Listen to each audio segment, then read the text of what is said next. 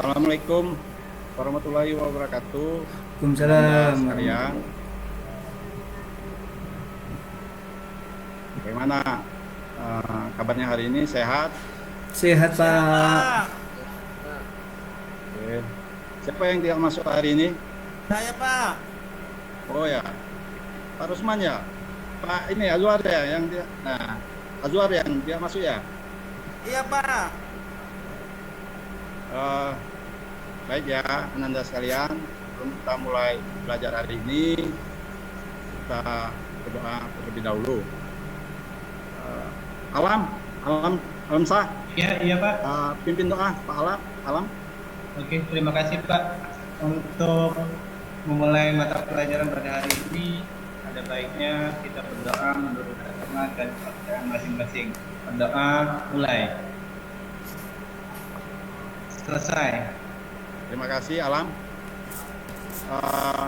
Baik Ananda sekalian, semoga kita hari ini masih dalam keadaan sehat, diberikan semangat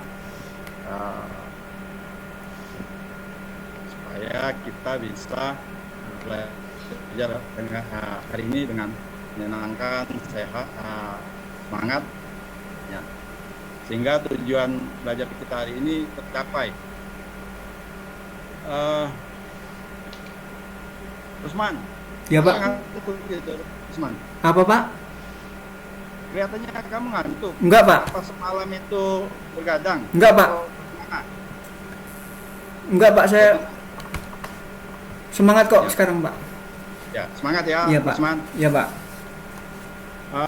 Sebagaimana yang Pak sampaikan minggu kemarin bahwa hari ini kita akan belajar tentang sejarah perkembangan komputer.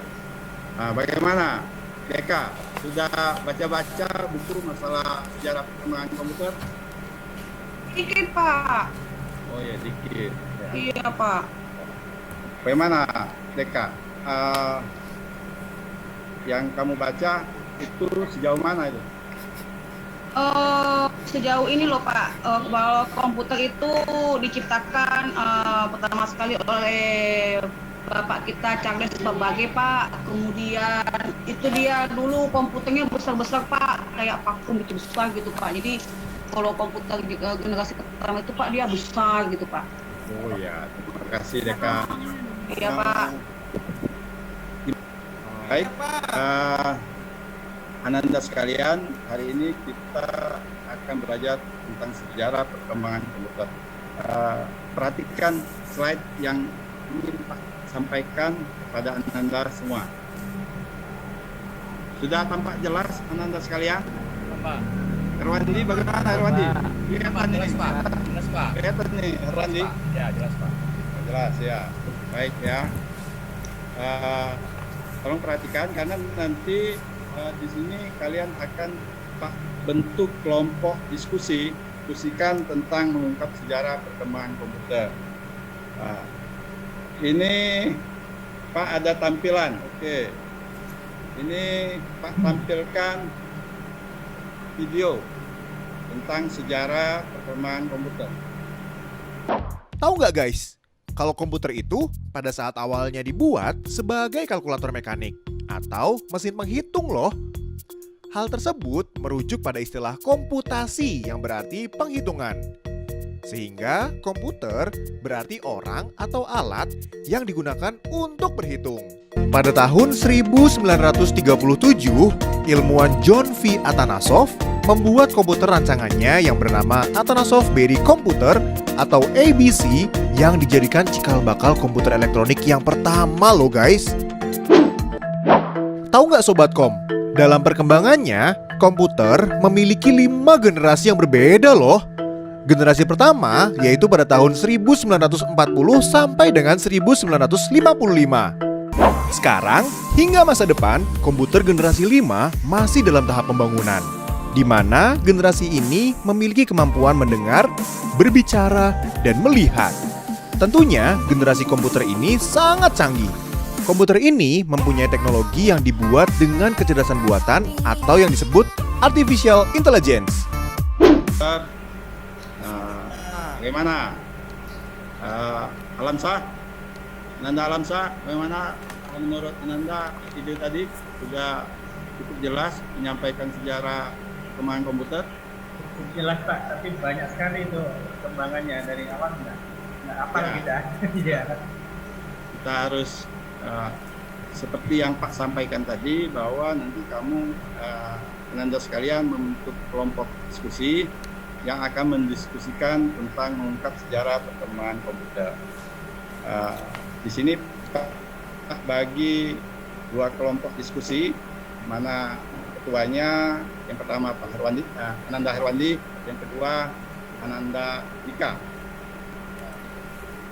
Adapun masalah yang akan kalian diskusikan tentang mengungkap sejarah perkembangan komputer, Pak akan bagikan LKPD buat Ananda diskusikan.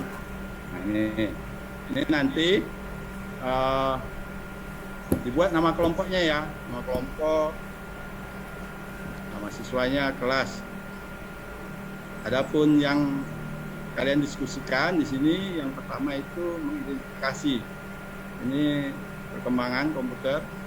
Ini diskusikan ADD itu apa, SDB itu apa, CMOS itu apa. Lalu diskusikan tentang bagian perangkat keras komputer.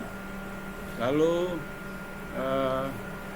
tentukan ya solusinya secara benar dan bertanggung jawab itu tentang mengungkap sejarah perkembangan komputer. Ini LKPD-nya. Sudah jelas ya, Ananda Usman dan Ananda Herwandi sebagai ketua kelompok untuk mendiskusikan masalah yang Pak sampaikan tadi. Sudah Pak. Silakan Pak, kasih waktu 10 menit untuk diskusi.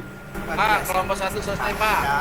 Oh iya, kelompok 1 sudah selesai ya, silakan. Pak, 1 untuk mempresentasikan. sampai Pak. Ya, silakan, Ananda Herwandi.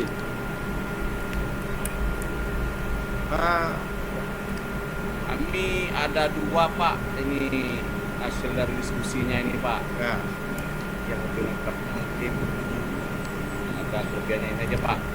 ya, Baik, dari hasil diskusi kelompok kami ada 3 komputer yang kami temukan. Yang pertama adalah ADD, diskusi komputer yang akan digunakan dalam komputer, itu APIS adalah suatu komponen perangkat keras pada rangkaian komputer yang berfungsi untuk menyimpan data dan instalasi sistem operasi. Komponen ini juga mempunyai 2 jenis yang dapat digunakan, yaitu hard disk internal dan eksternal, juga memiliki fungsi yang sama untuk menyimpan data serta membantu kinerja sistem operasi komputer.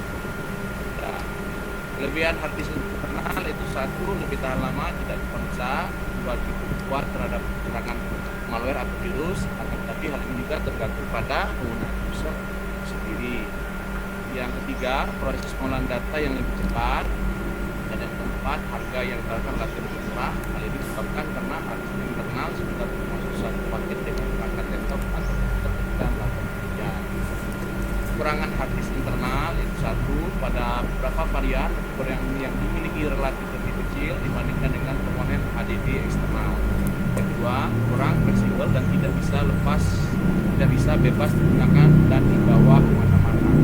Hal ini disebabkan karena hard disk internal sudah sepaket dengan laptop atau komputer.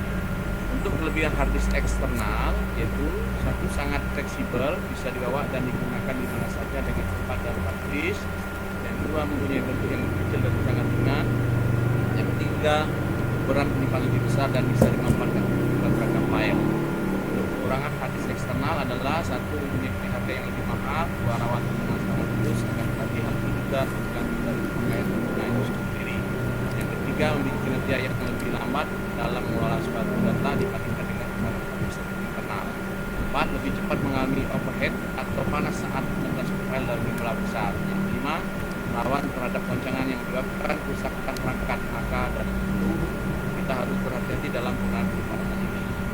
Untuk yang kedua, komponennya itu SSD, itu adalah singkat dari Solid State Drive, merupakan perangkat keras komputer yang menggunakan sirkuit terintegrasi atau IC untuk menyimpan data secara terus-menerus. Perangkat SSD dapat menyimpan datanya menggunakan memori cache dan digunakan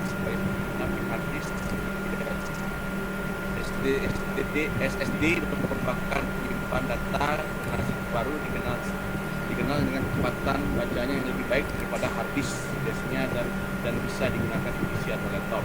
Untuk kelebihannya, satu, kecepatan yang lebih tinggi atau lebih baik. Yang paling utama banyak orang menggunakan SSD yaitu pada saat menulis hingga akses data saat membuka aplikasi yang berat, maka banyak komputer gaming yang menggunakan penyimpan dengan SSD karena hasil data lebih baik. Lebih tahan guncangan. Yang ketiga, hemat daya. Yang keempat, tidak pusing. Dan yang kelima, tidak terpengaruh oleh magnet. Enam, booting yang cepat. Kekurangannya ini ada 3, yaitu harga masih mahal, yang kedua sulit di-recover, yang ketiga jangka waktu pakai. Yang komponen ketiga ada CMOS, yaitu berfungsi untuk mengatur waktu yang ada di sebuah PC atau baterai bertegangan 4,5 sampai 6 volt. Ini memberikan tegangan untuk chip CMOS dan chip real dan lock watermark aktif. Komputer 285/486 memiliki baterai semacam ini yang terpasang langsung ke mainboard. Ini Pak hasil diskusi kami Pak. Oke, ya. Terima kasih. Terima kasih Ananda Herwandi. Ananda Rusman, bagaimana kelompoknya sudah bisa menampilkan hasil diskusinya? Siap, Pak. Ya, silakan. Dari kelompok 2 ya Pak, tadi sudah didiskusikan mengenai komponen-komponen komputer. Yang pertama HDD Pak. Kelebihannya harddisk internal itu lebih tahan lama, tidak cepat rusak. Kemudian cukup kuat terhadap serangan virus Pak. Yang ketiga, proses pengolahan data lebih cepat. Yang keempat, harganya lebih murah Pak. Walaupun ada kelebihan, dia juga punya kekurangan. Yang pertama, mana tadi? Pada beberapa varian, ukuran yang dimiliki relatif lebih kecil dibanding komponen harddisk eksternal. Kemudian kurang bisa fleksibel karena tidak bisa dilepas. Kemudian yang kedua, harddisk eksternal. Harddisk eksternal ini sangat fleksibel karena bisa dibawa kemana-mana. Yang kedua, memiliki bentuk yang kecil dan ringan.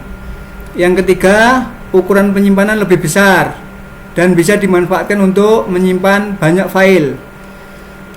Kekurangan yang harddisk eksternal, harganya lebih mahal, rawan kena virus, kemudian kinerja lambat dalam mengelola suatu data dibandingkan dengan harddisk internal. Kemudian lebih cepat mengalami overhead atau panas jika digunakan untuk mentransfer file yang ukurannya banyak Pak. Kemudian SSD Pak. SSD ini adalah perangkat keras yang menggunakan sirkuit terintegrasi atau IC untuk menyimpan data secara terus-menerus. Kelebihannya kecepatan lebih baik, kemudian tahan terhadap guncangan. Yang ketiga, hemat daya. Yang keempat, tidak bising. Yang kelima, tidak terpengaruh medan magnet. Yang keenam, bootingnya lebih cepat. Itu Pak yang dapat disampaikan dari kelompok 2 Pak. Terima kasih Pak. Bentar, Ananda Rusman. Iya Pak. Cara perkembangannya itu gimana? Oh ya, sudah juga Pak. Ini Pak. Apa ya? Tolong. Oh iya Pak. Ini di bawah Pak ada. Perkembangan komputer, munculnya komputer pertama ini tahun 1822 Pak, oleh ahli matematika Inggris namanya Charles Babbage. Ya Pak, gitu ya bacanya Pak ya. Kemudian ada cikal bakal komputer digital tahun 1930. Ini oleh Alan Turing ya Pak yang menciptakan itu. Kemudian setelah itu yang tahun 1936 ini ada komputer yang namanya ENIAC ya Pak. Ya, ENIAC. Setelah itu ada bahasa pemrograman Pak. Setelah komputernya dibuat, baru bahasa pemrograman yang dikembangkan untuk membuat aplikasinya, gitu ya Pak ya. Itu Pak. Setelah itu ada komputer pribadi tahun 1970. Kemudian komputer tahun 2000-an Pak ya. ini menggunakan CD-ROM, sudah menggunakan CD-ROM dan USB drive, Pak. Ya, ya. Sudah itu saja, Pak ya. Oh ya. Terima kasih, Pak. Rusman. Baik, Anda semua, apa yang telah disampaikan oleh ketua kelompok tadi, ada yang mau menanggapi? Pipi, bagaimana menurut kamu apa yang telah disampaikan oleh ketua kelompok tadi? Bagus Pak. Bagusnya di mana, Pipi? Lumayan lengkap. Terima kasih. Coba Nelly, menurut pendapat kamu yang disampaikan oleh Rusman tadi, apa yang bisa kamu ambil kesimpulan?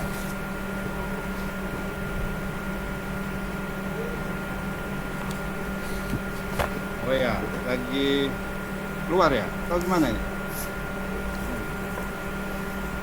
Ya oke. Ananda Nelly Saya Pak.